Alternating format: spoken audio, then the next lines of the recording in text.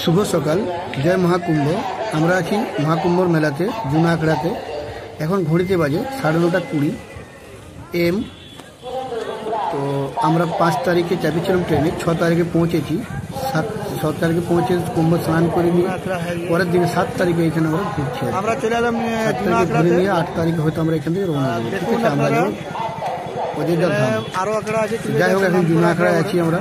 সাধুদের ভিড় দেখুন, এবং অনেক নাঙ্গা মানে সাধু আছে, নাঙ্গা সাধু যাকে বলে। ঠিক আছে, একদিনে সব ভিডিও দেওয়া সম্ভব নয়, একটু একটু করে দেবো, আপনারা দেখুন।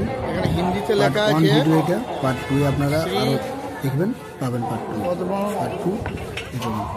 কুম্ভ মেলা আসবো, জুনা আখড়া না এলে হয়। এত বড় একটা আখড়া, এত বড় একটা আখড়া যদি না আসি তো কুম্ভ মেলাটাই বেকার, আসাটাই বেকার আর কি।